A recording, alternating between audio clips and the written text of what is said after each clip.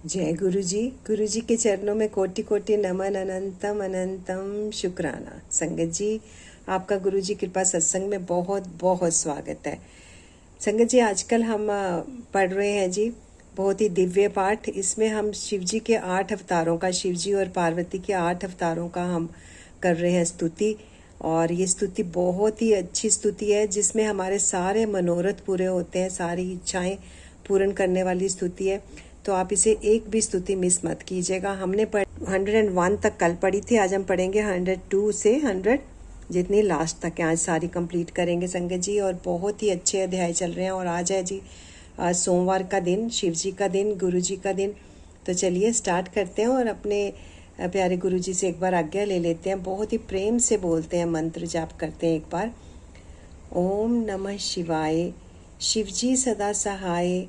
ओम नमः शिवाय, गुरु जी सदा सहाय।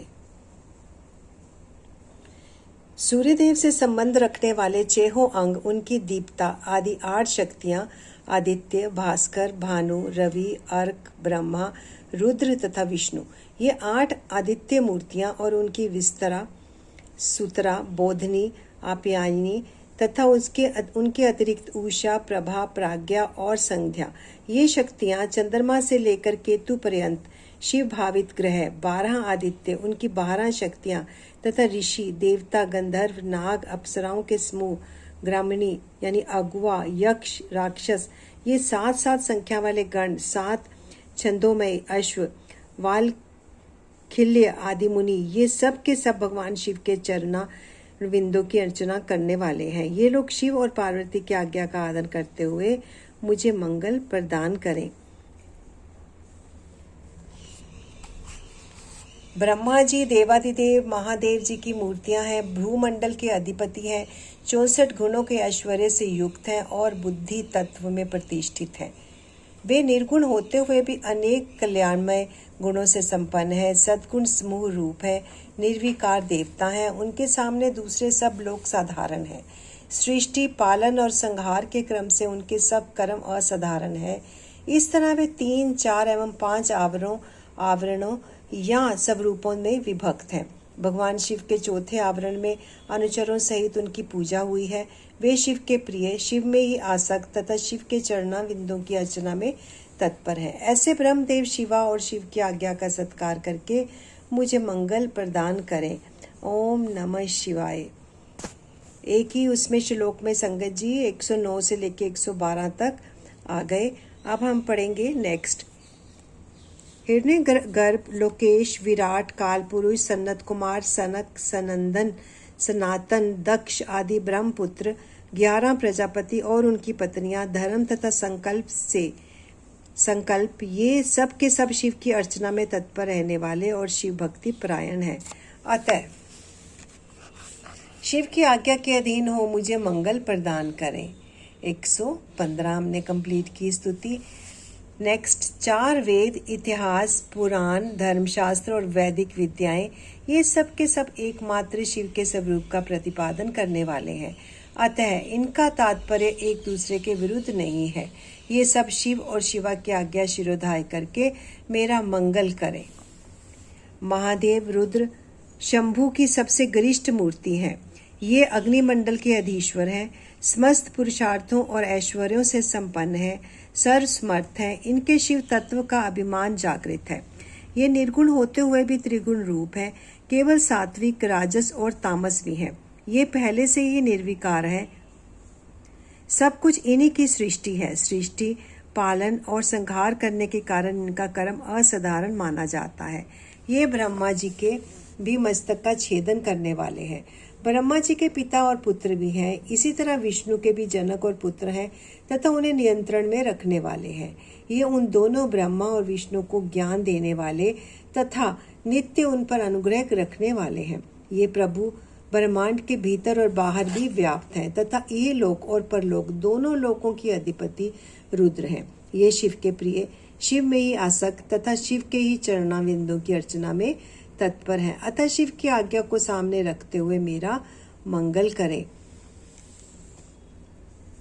भगवान शंकर के स्वरूपभूत ईशान आदि ब्रह्म, हृदय आदि 6 अंग, 8 विधवेश्वर, शिव आदि 4 मूर्ति भेद, शिव, भव, हर और मृड, ये सब के सब शिव के पूजक हैं। ये लोग शिव की आज्ञा को शिरोधार्य करके मुझे मंगल प्रदान करें।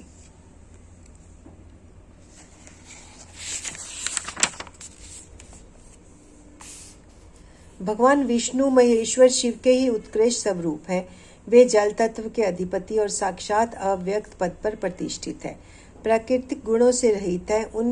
उनमें दिव्य सत्व गुण की प्रधानता है तथा वे विशुद्ध गुण स्वरूप हैं। उनमें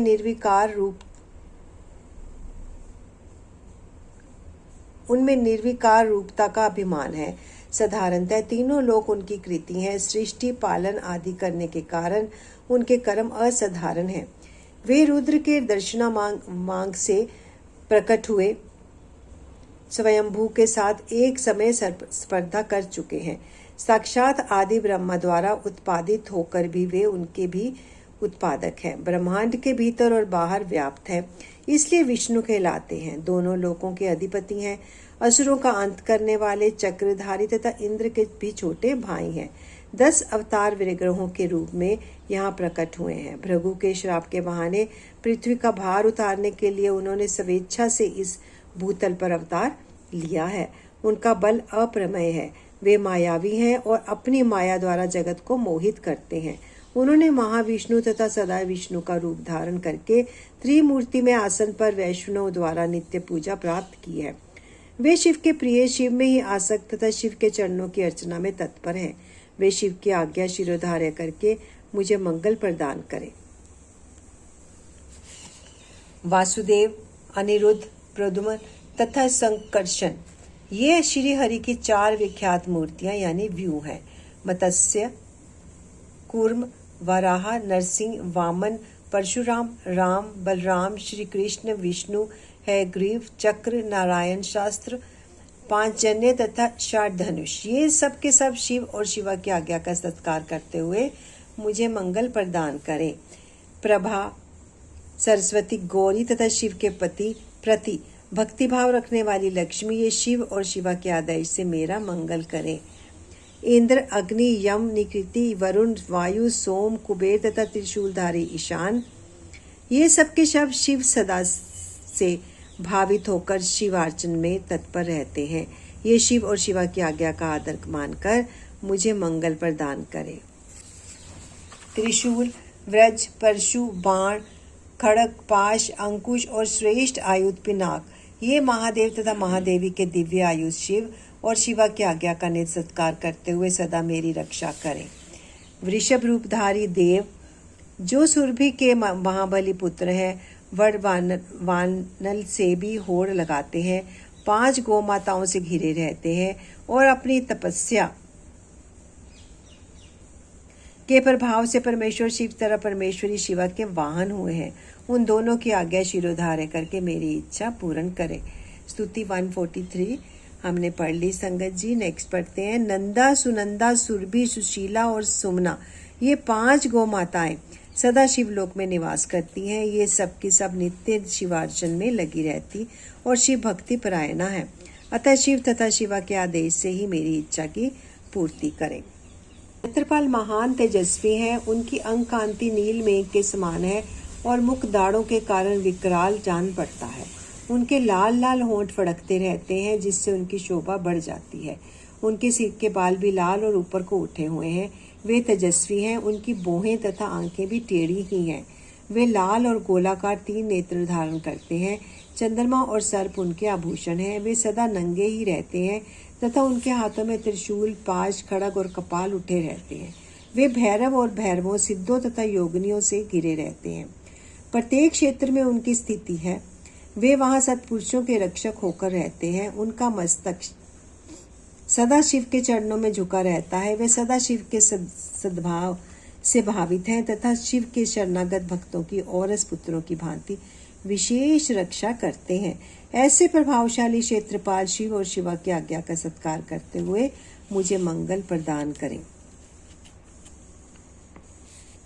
तालजंग आदि शिव के प्रथम अवतार में पूजित हुए हैं। वे चारों देवता शिव की आज्ञा का आदर करके मेरी रक्षा करें। जो भैरव आदि तथा दूसरे लोग शिव को सब ओर से घेर कर स्थित हैं, वे भी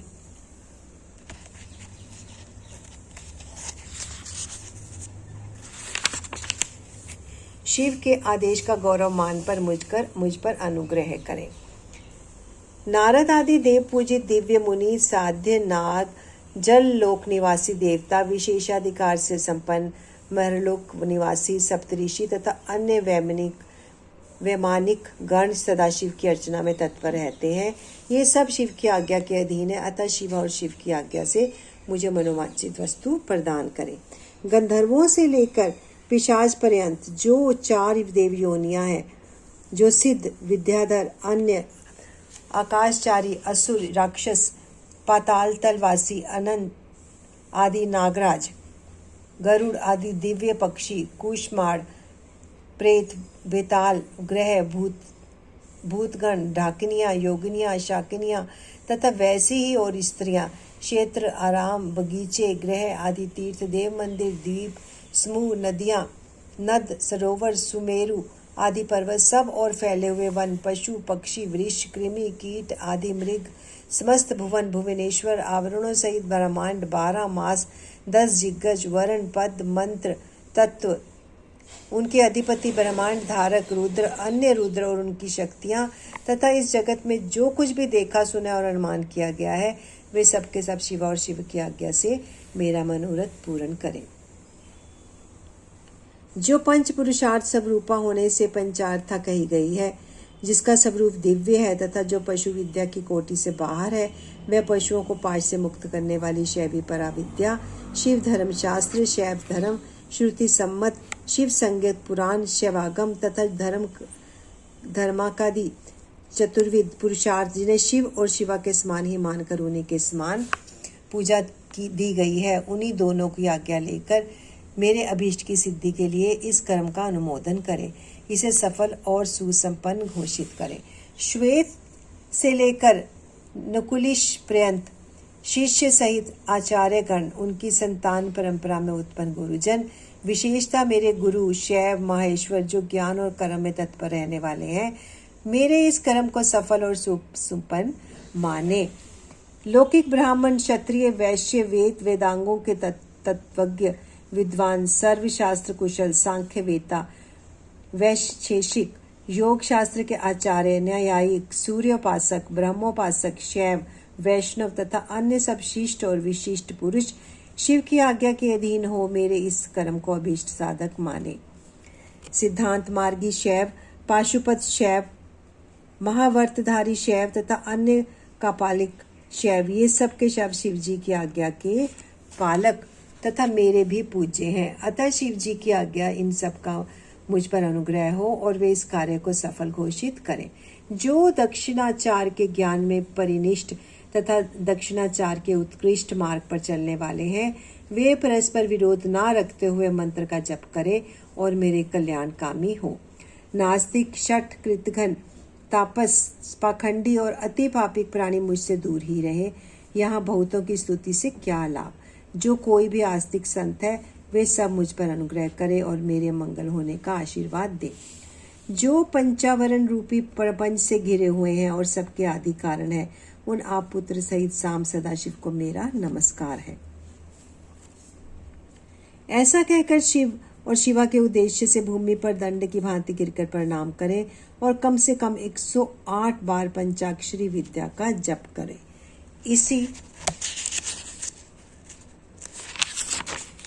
इसी प्रकार शक्ति विद्या ओम नमः शिवाय का जप करके उनका समर्पण करें और महादेव जी से क्षमा मांगकर शेष पूजा की समाप्ति करें। यह परम पुण्यमय स्रोत शिव और शिवा के हृदय को अत्यंत प्रिय है, संपूर्ण मनोरथों को देने वाला है और भोग तथा मोक्ष का एकमात्र साक्षात साधन है। जो एकाग्रचित्त होकर प्रतिदिन इसका कीर्तन अथवा श्रवण करता है, वह सारे पापों को शीघ्र ही धो बहाकर भगवान शिव का सायुज्य प्राप्त कर लेता है। जो गो हत्या, हत्यारा, कृतघ्न, वीर घाती, गर्भस्थ शिशु की हत्या करने वाला, शरणागत का भी वध करने वाला और मित्र के प्रति विश्वासघाती है, दुराचार और पापाचार में ही लगा रहता है तथा माता पिता का भी घातक है, वह भी स्रोत के जप से तत्काल पाप मुक्त हो जाता है। दुःस्वप्न आदि महान अनर्थ सूचक भयों के उपस्थित होने पर यदि मनुष्य इस स्रोत का कीर्तन करे तो वह कदापि अनर्थ का भागी नहीं हो सकता। आयु, आरोग्य, ऐश्वर्य तथा और जो भी मनोवांछिक वस्तु है उन सबको इस स्रोत के जप में संलग्न रखने वाला पुरुष प्राप्त कर लेता है। शिव की पूर्वोक्त पूजा ना करके केवल स्रोत का पाठ करने से जो फल मिलता है उसको यहाँ बताया गया है, परंतु शिव की पूजा करके इस स्रोत का पाठ करने से जो फल मिलता है उसका तो वर्णन ही नहीं किया जा सकता। यह फल की प्राप्ति अलग रहे। इस स्रोत का कीर्तन करने वाले इसे सुनते ही माता पार्वती सहित महादेव जी की आकाश में आकर खड़े हो जाते हैं। अतः उस समय उमा सहित देव महादेव की आकाश में पूजा करके दोनों हाथ जोड़कर खड़ा हो जाएं और इस स्रोत का पाठ करें। और ये अध्याय 31 की समाप्ति संगत जी। और हमने श्लोक पढ़ रहे हैं जी 189। ये एक बार गुरु जी का मंत्र जाप करते हैं, बहुत ही प्रेम से सब मिलकर बोलते हैं संगत जी। ओम नमः शिवाय, शिव जी सदा सहाय। ओम नमः शिवाय, गुरु जी सदा सहाय। तन तन गुरु जी, शुक्राना गुरु जी, thank you so much Guru ji, thank you so much Guru ji for everything Guru ji, thank you so much गुरु जी। जय गुरु जी।